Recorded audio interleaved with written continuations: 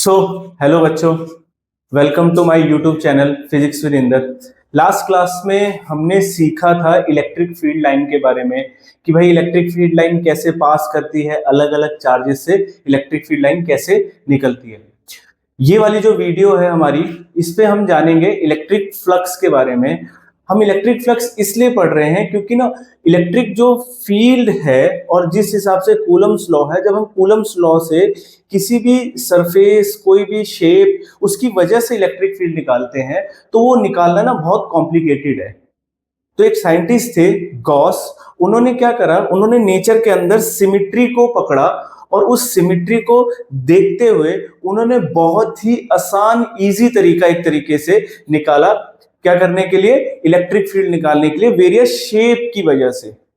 तो इस वाले जो वीडियो में हम तीन टॉपिक को बहुत अच्छे तरीके से देखेंगे। पहला तो बहुत सिंपल है, आपको बस समझना है एरिया वेक्टर के बारे में, है ना, क्योंकि हम एरिया वेक्टर का यूज करेंगे। आपने 11th में कहीं पे एरिया वेक्टर का नाम नहीं सुना होगा। हमें तो लगता था कि एरिया वेक्टर एक तरीके से, एरिया एक तरीके से स्केलर है, उसके पास तो सिर्फ मैग्नीट्यूड है। डायरेक्शन क्या होती है एरिया वेक्टर की, किस तरीके से लिखेंगे, जब हमारे पास क्वेश्चन आएगा एरिया वेक्टर का तो किस तरीके से सॉल्व करेंगे, तो एरिया वेक्टर को भी हम थोड़ा सा समझेंगे। इसके बाद इलेक्ट्रिक फ्लक्स लेकर आएंगे हम एक टॉपिक। इलेक्ट्रिक फ्लक्स बहुत ऐसा मुश्किल सा कुछ नहीं है, बस हम ये बात जानेंगे कि अगर हमारे पास कोई एक सरफेस है तो उससे कितनी इलेक्ट्रिक फील्ड लाइन पास कर रही है। जितनी इलेक्ट्रिक फील्ड लाइन पास करेगी एक सरफेस में से, वो सरफेस का क्या हो जाएगा? Electric flux. और तीसरी चीज जो किसी भी टॉपिक को, मतलब एक तरीके से इलेक्ट्रिक फील्ड की कैलकुलेशन को, उनके फॉर्मूले बनाने को बहुत ज्यादा इजी बनाएगा, वो जो गॉस थ्योरम है, जिसपे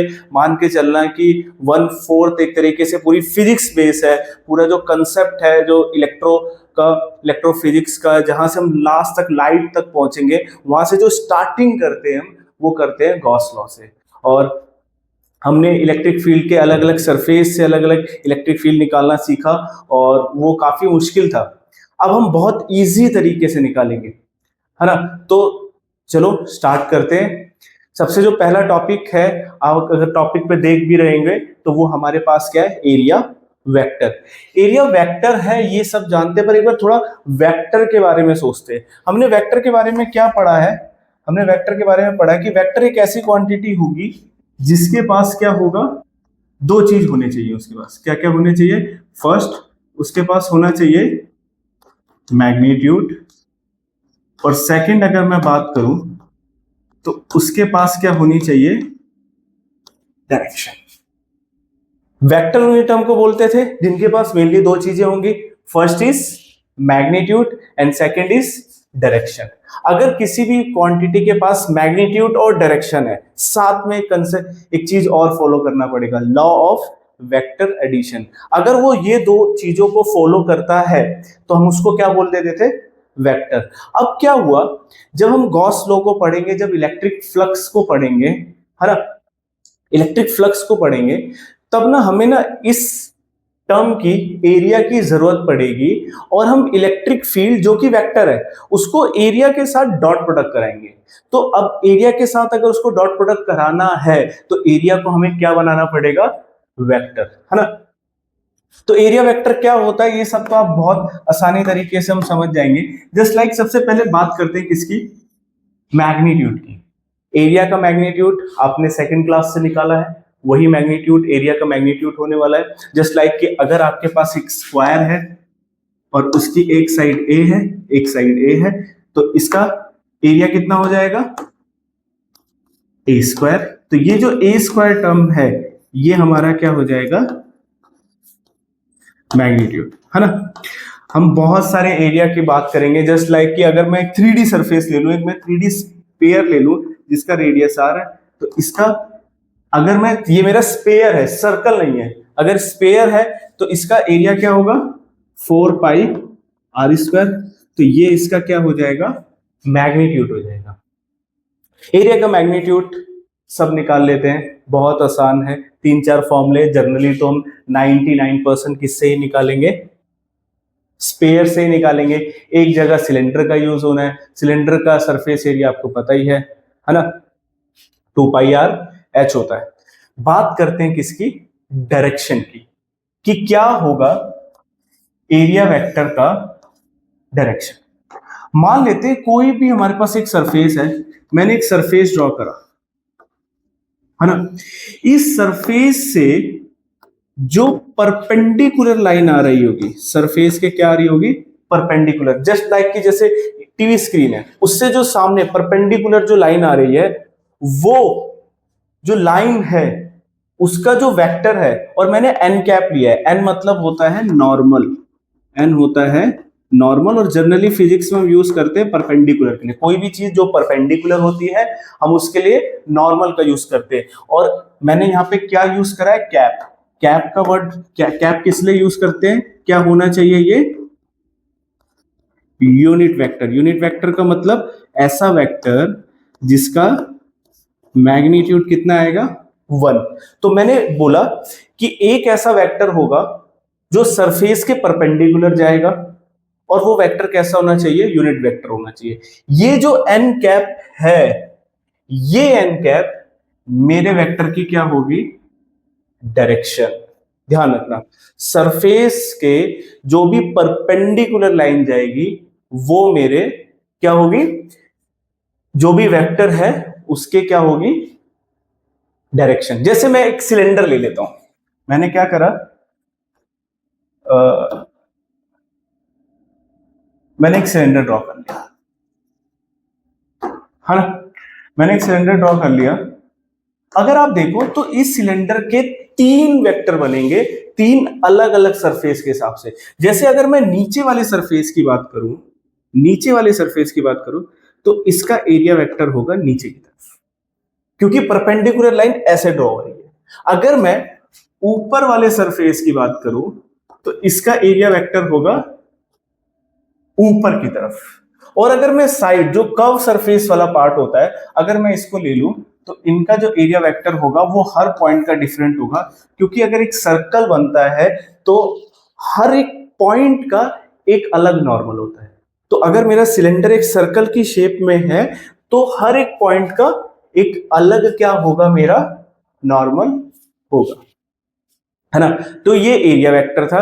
एरिया वेक्टर आप कैसे रिप्रेजेंट करोगे, इस पे अगर मैं समझूं तो आप अपने एरिया वेक्टर को कैसे रिप्रेजेंट करोगे, एरिया वेक्टर का आपको मैग्नीट्यूड देना है, मैग्नीट्यूड आपको निकालने आता है, आप एरिया वेक्टर का मैग्नीट्यूड बनाओगे, साथ में क्या दोगे, एरिया वेक्टर की डायरेक्शन, और डायरेक्शन में आप एन कैप भी लिख सकते हो, क्योंकि होती ही नॉर्मल वेक्टर है, नॉर्मल यूनिट वेक्टर मैं उसको बोलूंगा, है ना।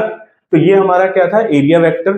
ज्यादा अगर बस हमें ये समझना था कि एरिया एक वेक्टर होता है, आगे हम समझेंगे कि किस तरीके से इसको सॉल्व करेंगे। तो हम अब अपने एक मेन टॉपिक के तरफ बढ़ते हैं, जो कि हमारा मेन टॉपिक कौन सा है, इलेक्ट्रिक फ्लक्स।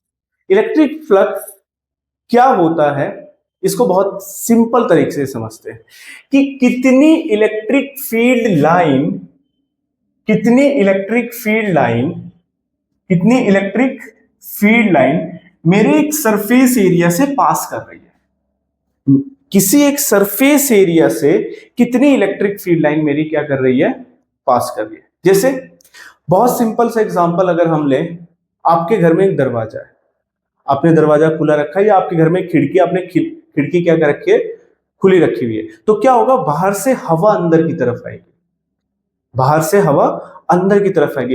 कितनी हवा उस विंडो से अंदर की तरफ आ रही है, वो क्या हो जाएगा, एक तरीके का फ्लक्स, अगर एयर फ्लक्स बोल सकते हैं हम उसको। ऐसे ही कितनी में अगर मैं एक सरफेस या एक विंडो ले लूं तो कितनी इलेक्ट्रिक फील्ड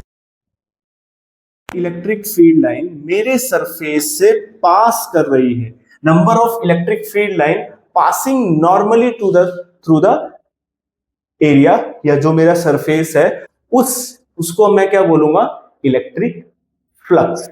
क्या बोलूंगा, इलेक्ट्रिक फ्लक्स। अब एक बात और सिंपल तौर से समझते हैं, जैसे पहले एक बार छोटी सी बातें कर लेते हैं।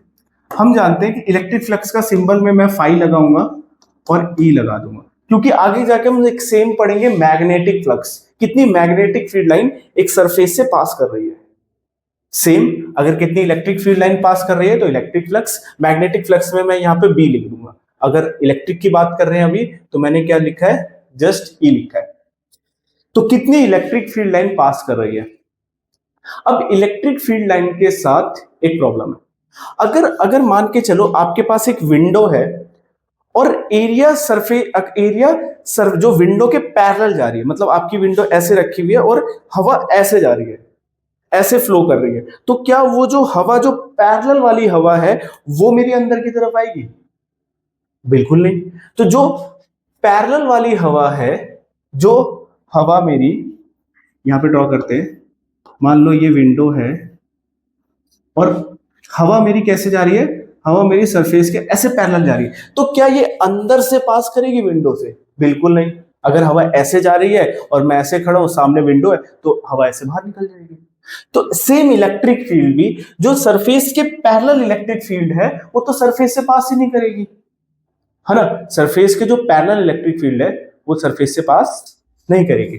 अगर मैं मानता हूं कि ये मेरा एन वेक्टर है, सरफेस के परपेंडिकुलर ही नॉर्मल वेक्टर होता था, और इलेक्ट्रिक फील्ड ऐसे जा रही है, एन वेक्टर के साथ एक एंगल क्या बना रही है, थीटा बना रही है। अगर वो एन वेक्टर के साथ एक एंगल थीटा बना रही है, तो थीटा कंपोनेंट को मैं दो में तोड़ सकता हूं।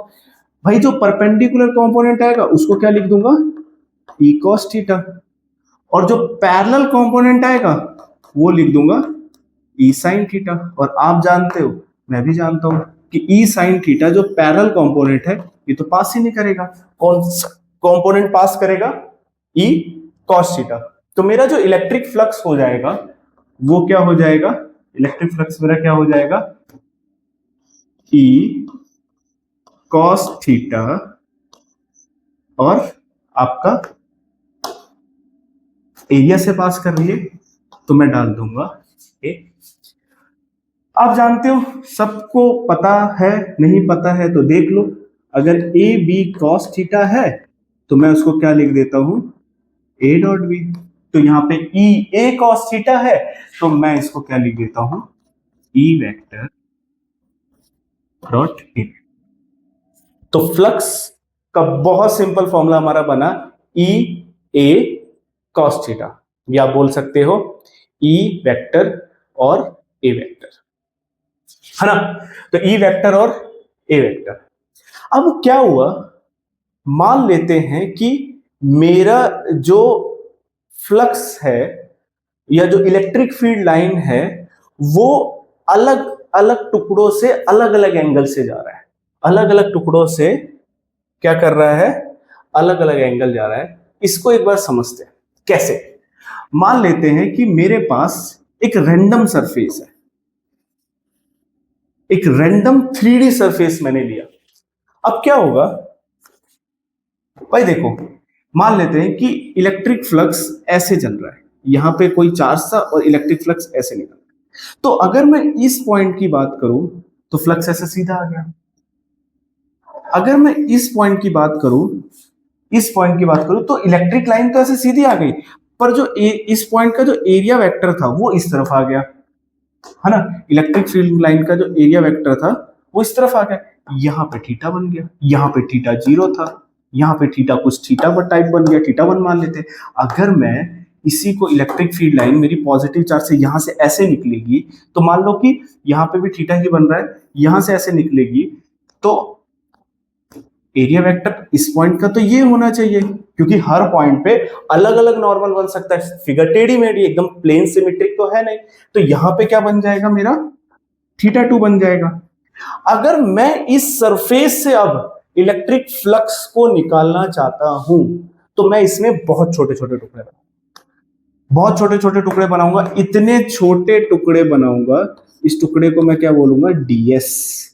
यहां पे मैंने एक छोटा टुकड़ा बनाया, इस टुकड़े को क्या लिखा, डीएस। ये सरफेस के ऊपर मैंने छोटा सा टुकड़ा बनाया। डीएस का मतलब इतना छोटा टुकड़ा, लगभग लगभग 0 के बराबर, इतना छोटा टुकड़ा मैंने इस सरफेस के ऊपर बनाया, इतना छोटा टुकड़ा यहाँ पे बनाया, इतना छोटा टुकड़ा यहाँ पे बनाया, ये बहुत छोटे टुकड़े। अब मैं ऐसे सारे सरफेस के ऊपर टुकड़े बनाऊंगा, है ना। मैं क्या करूंगा, सारे सरफेस के ऊपर टुकड़े बनाऊंगा, ऐसे लिखूंगा मैं उसको। पहले वाले सरफेस से E1 इलेक्ट्रिक फील्ड है, या E1 भी छोड़ो, हम क्या करते हैं, पहले वाले सरफेस से इलेक्ट्रिक फील्ड E निकल रही है, और टुकड़ा क्या, एरिया क्या है, ds cos θ1, फिर एक दूसरा टुकड़ा लूंगा E D S cos theta 2, फिर तीसरा टुकड़ा लूंगा, ऐसे सारे टुकड़े को लूंगा। तो जब मैं इतनी सारी चीजों को एक साथ लिखना चाहता हूं तो क्या करते हम, न्यूटन ने हमें बता दिया था कि अगर आपके पास छोटी छोटी छोटी छोटी बहुत सारी चीजें हैं और आप उसको एक साथ करना चाहते हो तो हम उसको क्या कर देंगे, इंटीग्रेट कर देंगे। इंटीग्रेट कर देंगे ई डॉट डीएस को। इसका मतलब है क्लोज इंटीग्रेशन। सारे टुकड़े जितने भी सरफेस के ऊपर जितने भी मैंने छोटे छोटे टुकड़े, सारे इस टुकड़े को जोड़ दूंगा। तो इसको अगर मैं इसको बहुत सिंपल में, तो ये और ये इंटीग्रेशन ऑफ डॉट डीएस क्या होता है बहुत सिंपल लैंग्वेज में, टोटल सरफेस एरिया। तो मैंने जितने भी मेरे सरफेस के ऊपर टुकड़े थे सबको जोड़ दिया तो मेरा क्या बन जाएगा, टोटल सरफेस एरिया। तो मैंने इंटीग्रेशन कर दिया डीएस का। डीएस छोटा सा टुकड़ा था, ऐसे बहुत सारे टुकड़े थे, उसको मैंने कर दिया इंटीग्रेशन ऑफ डीएस। और मेरे को क्या मिल जाएगा, फ्लक्स मिल जाएगा। तो फ्लक्स के हमारे पास तीन फॉर्मूले हैं। पहला फॉर्मूला है ई ए कॉस थीटा, दूसरा आप डॉट प्रोडक्ट कर लो, तीसरा एक छोटा सा टुकड़ा चुन के पूरे के लिए आप क्या कर दो, इंटीग्रेट कर दो, है ना। तो बहुत सिंपल है इलेक्ट्रिक फ्लक्स को निकालना। अब कुछ क्वेश्चन करते हैं हम इसके ऊपर, जो कि क्वेश्चन सीबीएसई में आएंगे, कंफर्म है कि ये वाले क्वेश्चन ही सीबीएसई बनाता है इलेक्ट्रिक फ्लक्स के ऊपर। अभी हम गॉस पे नहीं गए कि कैसे हम किसी कॉम्प्लेक्स जो शेप है उससे इलेक्ट्रिक फील्ड निकाल लिए तो उसको इजी कर दिया। अभी गॉस लॉ के बारे में थोड़ा टाइम है। अभी हम क्या करने जा रहे हैं कि भाई सीबीएसई इन पे क्या क्वेश्चन पूछेगा तो वो हम बेसिकली करने जा रहे हैं। फिलहाल के तौर पे बस आपको फॉर्मूला याद रखना है, flux E cos theta E dot D और integration of E dot DS. देखेंगे अलग जगह, हर जगह अलग अलग लगेगा, हमें पहचानना है कि हाँ इस फॉर्मूले का यूज करना है और हम उसके आंसर को निकाल लेंगे, है ना। सबसे पहला क्वेश्चन है कि electric field, a cylinder is place in a uniform electric field E with axis parallel to field show that the total electric flux through the cylinder is zero। हमें यह बताना है कि यहां पर एक सिलेंडर रखा हुआ है ना, और इस सिलेंडर एक यूनिफॉर्म इलेक्ट्रिक फील्ड में रखा है, मतलब इलेक्ट्रिक फील्ड की वैल्यू हर जगह सेम है। और अगर हम डायग्राम से देखें तो उसकी डायरेक्शन ये है। हमें बताना है कि इस सिलेंडर से जितनी टोटल इलेक्ट्रिक फ्लक्स, मतलब जितनी इलेक्ट्रिक फील्ड लाइन आ रही है, पास कर रही है, वो जीरो है। पास कर रही है वो जीरो, मतलब जितनी आ रही है उतनी ही निकल जा रही है। तो अगर जितनी भी आ रही है, आपके पास 10 रुपए आए, 10 निकल गए, कुछ भी नहीं बचा, है ना। तो हमें यही बताना है कि टोटल इलेक्ट्रिक फ्लक्स यहां से जो आ रहा है वो क्या है, जीरो है ना। ये कंसेप्ट इसलिए इस क्वेश्चन को हम कर रहे हैं क्योंकि आगे जाके जब हम गॉस लॉ का यूज करके डेरिवेशन करेंगे अलग अलग कॉम्प्लेक्स सब्सटेंस की, हम गॉस लॉ से बहुत आसानी तरीके से इलेक्ट्रिक फील्ड निकाल लेंगे, तो वहां पे यूज होगा। तो समझते हैं। अब बहुत सिंपल है, हम जानते हैं कि भाई टुकड़ा छोटा सा, टुकड़ा छोटा सा, टुकड़ा छोटा सा, इसका मतलब कि जो इलेक्ट्रिक फ्लक्स होगा वो होना चाहिए close integral of E DS vector का डॉट, है ना। अब यहां पे मेरे पास तीन सरफेस एरिया है, एक ये वाले पे थीटा अलग है, एक ये वाले पे थीटा अलग है, और एक ये वाले पे थीटा अलग है। तो इंटीग्रेशन है, मैंने जोड़ा था, मैं उसको तोड़ देता हूं। तो मैं क्या करूंगा, इसको तोड़ रहा हूं। तो जब मैं इसको तोड़ूंगा तो मैं इसको तीन सरफेस के लिए तोड़ूंगा। इसको नाम 1 दे देते हैं, इसको नाम 2 दे देते हैं, और इसको नाम क्या दे देते हैं, 3 दे देते हैं, हाँ। तो मैंने इसको तोड़ा 1 के लिए और मैं लिखूंगा ई डीएस डॉट में, फिर और प्लस कर दूंगा मैं ई डीएस, और फिर और प्लस कर दूंगा ई डीएस। तीनों को क्या कर दूंगा मैं, ऐड कर दूंगा। बात समझे। अगर आप देखो पहले वाले सरफेस के लिए, क्योंकि डॉट प्रोडक्ट तो भाई cos थीटा लाना पड़ेगा, तो ई डीएस और क्या है, इलेक्ट्रिक फील्ड की डायरेक्शन ये डीएस वेक्टर सरफेस के परपेंडिकुलर, ये एंगल बन जाएगा 180 डिग्री। तो यहां पे आ जाएगा cos 180 डिग्री। दूसरा ई डीएस अब देखो इलेक्ट्रिक फील्ड ये ऊपर की तरफ कितना बन जाएगा 90 डिग्री आ जाएगा cos 90 plus integration of E ds दोनों सेम डायरेक्शन में cos 0 cos 90 कट के क्या हो जाएगा 0 हो जाएगा। अब देखो फ्लक्स लेट कर लेते हैं कि इस वाले पार्ट का एरिया ए है, तो ये हो जाएगा cos 180 मतलब -1, तो ई ए और -1 मतलब माइनस ये आ गया, ये तो 0 था भाई, और ये हो जाएगा ई ए। अब भाई आप जानते हो कि प्लस माइनस से कट जाएगा और टोटल फ्लक्स क्या आ जाएगा 0। तो इसका मतलब है कि अगर कोई भी एक 3D surface uniform electric field में रखा रहता है तो उस पर टोटल फ्लक्स क्या आता है 0। जितनी फील्ड लाइन आई उतनी फील्ड लाइन चली गई। ये क्वेश्चन जेई का है पर ये सीबीएसई में भी आ सकता है। वो आपसे जानना चाहेगा क्या आपको डॉट प्रोडक्ट करना आता है, सिंपल सा। वो आपसे जानना चाहता है कि क्या आपको डॉट प्रोडक्ट करना आता है। तो इलेक्ट्रिक फील्ड ई वेक्टर आपको दे रखा है, मैं उसको तोड़ूंगा तो ई वेक्टर आपको दे रखा है 2i cap root 6 i cap 6j cap root 6 8k cap root 6। Area vector क्या होगा मेरा, मैग्नीट्यूड कितना है 4 और n कैप कितना है, अलग अलग तोड़ देते हैं इसको, 2i cap root 6 plus j cap root 6 plus k cap root 6। 4 है अंदर मल्टीप्लाई कर देंगे तो a वेक्टर मेरा हो जाएगा 8i cap root 6 plus 4j cap root 6 plus 4k cap root 6। भाई 12th क्लास में हो डॉट प्रोडक्ट आता ही होगा।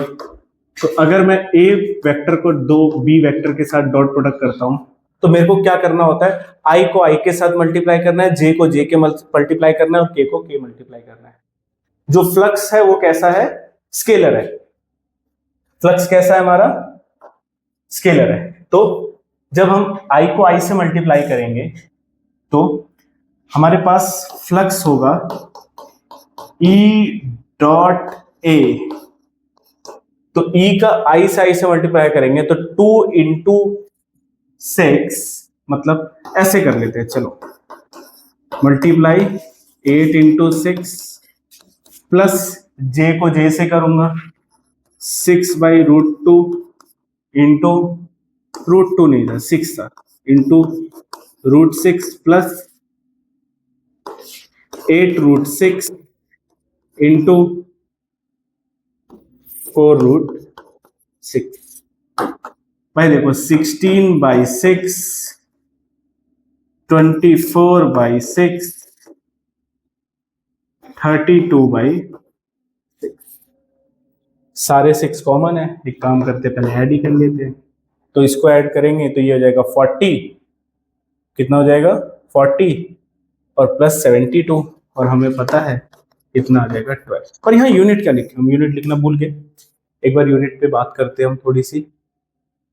ई इलेक्ट्रिक फील्ड और ए एरिया। तो ऐसा यूनिट इलेक्ट्रिक फील्ड की क्या होती है, न्यूटन पर कूलम, और एरिया की क्या हो जाएगी मीटर स्क्वायर। ठीक है, न्यूटन पर कूलम मीटर स्क्वायर। तो न्यूटन पर कूलम इंटू ये हमारी इलेक्ट्रिक फ्लक्स की एसआई यूनिट होती है ना। कितना आसान क्वेश्चन, जेई में आया है, नीट में भी आ सकता है और सीबीएसई में बहुत ज्यादा चांसेस है इस क्वेश्चन के आने के। ये मान के चलना इलेक्ट्रिक फ्लक्स के ऊपर सबसे इंपॉर्टेंट क्वेश्चन है, सबसे मतलब most repeated most important question है, एनसीईआरटी का है, अलग अलग डायग्राम से अलग अलग तरीके से ये आता है। तो इसके कंसेप्ट को सबसे पहले हमें समझना पड़ेगा, क्योंकि हमने यहाँ पे ना ये पूछ रहा है कि फ्लक्स कितना क्यूब से पास हो रहा है, कितना चार्ज क्यूब के अंदर है ये भी आगे देखेंगे, पर अभी हमें बस ये निकालना है कि कितना फ्लक्स हमारा क्यूब से पास कर रहा है।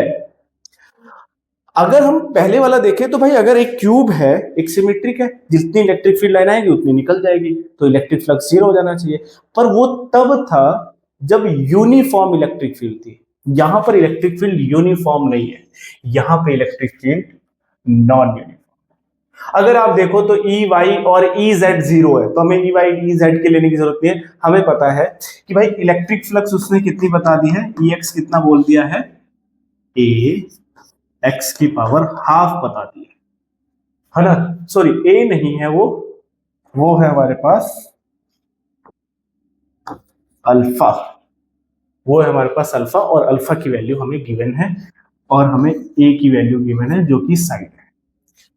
भाई बहुत आसान है, आपके पास 10 रुपए आए, 5 रुपए खर्च दिए, कितने बचे, 5 रुपए। तो सेम हम यहां से देखेंगे कि भाई कितना फ्लक्स इन हुआ, कितना फ्लक्स आउट हुआ, जितना बच गया वो net flux through the cube था, वही तो net flux through the cube होगा। तो सबसे पहले हम निकालेंगे flux in.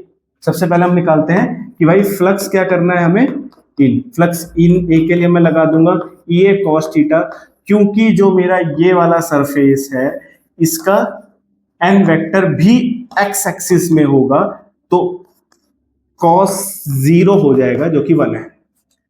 Electric field x axis में ही है और जो ये वाला सरफेस है इसकी भी एक्स एक्सिस में, तो कॉस 0 हो जाएगा। कॉस 0 क्या हो जाता है मेरा, 1 है ना।